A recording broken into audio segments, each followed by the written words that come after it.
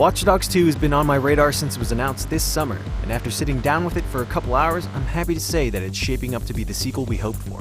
This time around, you play as Marcus Holloway, a talented young hacker who grew up in Oakland, just east of San Francisco. From what I played, players will be spending most of their time in San Francisco, but the map extends from Marin up north all the way down to Silicon Valley.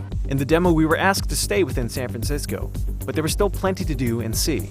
The map isn't an exact recreation of San Francisco, but many of the famous landmarks like the Golden Gate Bridge and the Palace of the Fine Arts have been meticulously recreated.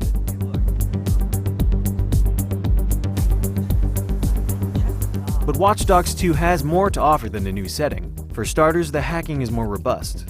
While hacking in the original game felt limited and contextual, Watch Dogs 2 gives the player a bevy of options. When you target an NPC, a hacking menu appears, and from there you can hack into their bank account, you can set off their phone to cause a distraction, and you can even have the cops arrest them. But phones aren't the only things you can manipulate. Marcus can also hack and control cars, or even set traps. These might seem like small features, but being able to use them to cause mayhem from afar was incredibly rewarding.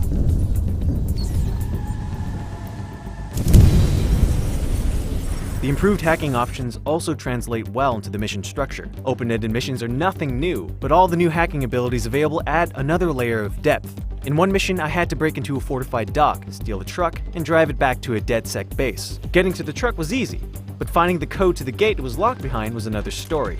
I could have gunned my way through goons until I found the guard with the code, but I decided to take a more stealthy approach. Using my drone, I surveyed the area until I found a guard I could hack the digital keys from, and voila!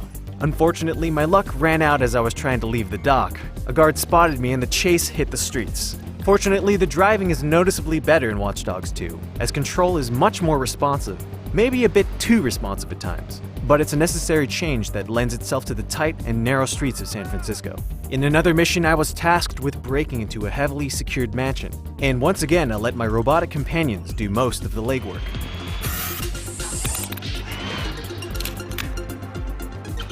I only played a few missions during my time with the game, but Watch Dogs 2 appears to embrace a level of freedom not seen in the first, that encourages both creativity and experimentation.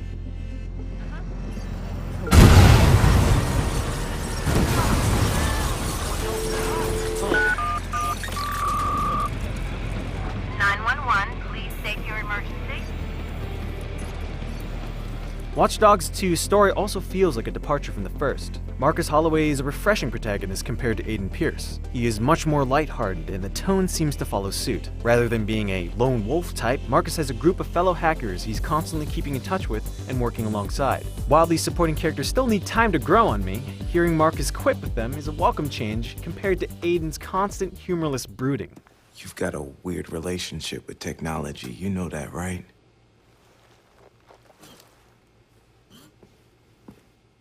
Like Assassin's Creed from last generation, Watch Dogs 2 seems to improve upon the first in nearly every way. With the quality of its vibrant setting and expanded hacking options, it feels like Watch Dogs 2 is on the right path. But we won't know for sure until the game launches on November 15th. For more on Watch Dogs 2, subscribe to our YouTube channel and head on over to GameSpot.com.